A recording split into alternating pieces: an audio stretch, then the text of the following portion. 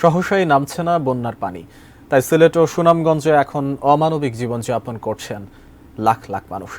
ভোগান্তি থেকে কবে রেহাই মিলবে তা নিয়েও রয়েছে শঙ্কা। পানির সঙ্গে মানবেতর জীবনযাপন করা মানুষের সঙ্গে কথা বলেছেন সাব্বির আহমেদ, ছবি তুলেছেন ইসমাইল হোসেন।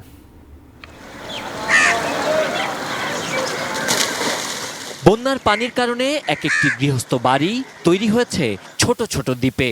ছোট এই ঘরে দিনমজুর রাসেল মিয়ার বসবাস। কখনো খেতে কাজ করে, কখনো জোগালি দিয়ে চলতো সন্তানসহ তার 5 জনের সংসার। কিন্তু রাসেলের জীবনে এখন সাপ আর পানির আতঙ্ক। পানিটাও কমলে আমরা ভালো হয়, আর সাপেরও একটা ডর। বাড়ি করে সব বাচ্চা কাচ্চা আনরা আমরা ওইটার লাগি, মানে সাপ চিকা টিকা উন্দুর গুন্দুর আমরা তো মারি না, রাত্রে মারলে যদি আবার ক্ষতি করি আমরা তো আর হৌড়া বয়ে মারি না।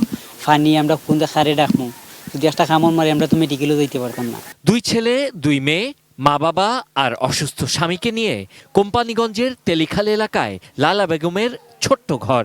পাহাড়ি ঢলে তার ঘরে পানি উঠলেও তা নামছে না, তাই ছোট্ট এ ঘর এখন পানি আর কাদায় মাখামাখি। আর তো অসুখী মানুষ একজন লইয়া বেউদা কেউ কোনটা দেরও না কোনটাও না ফুদাহিনে বইয়া কিতা করতাম, আমার দরকার নাই ও আচ্ছি। রাসেল ও লাইলার মতোই সুনামগঞ্জের নয়াগাঁওয়ের বাসিন্দা বশির মিয়া। স্ত্রী সন্তান নিয়ে 8 জনের সংসার চলে কৃষিকাজ আর গবাদি পশু পালন করে। কিন্তু পুরো ফসলি জমি এখন পানির নিচে, আর গবাদি পশু নিয়েও বিপাকে তিনি।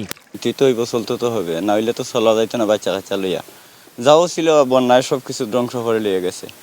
এখন তো রাস্তা থেকে কতদিন ছিলাম, কিছু খাইয়া না খাইয়াও হইলেও আমরা আসলাম রাস্তার মধ্যে। মানে রাস্তার বাচ্চা কাচ্চা লইয়া থাকার মতো কোনো শব্দ নাই, এখানে গাড়ি ঘোড়া চলে। ওই আবার ওই খাদার মধ্যে বাচ্চা কাচ্চা লইয়া আবার আসছি। কবে নাগাদ পানি নামবে এ নিয়েও তাদের কপালে চিন্তার ভাঁজ। দ্বীপসাদৃশ্য এই এলাকার খেটে খাওয়া মানুষগুলোর সামনের দিনগুলো যেন অন্ধকার। পরিবার পরিজন নিয়ে কিভাবে তারা সামনের দিনগুলো অতিক্রম করবেন তা নিয়ে তাদের দুশ্চিন্তার যেন শেষ নেই। প্রকৃতি আর মানবসৃষ্ট এ ধরনের দুর্যোগের অভিশাপ থেকে তারা মুক্তি চান স্বাভাবিক জীবনযাপন করতে। Sabbir Ahmed, ATN news, Shantiganj, Sunamganj.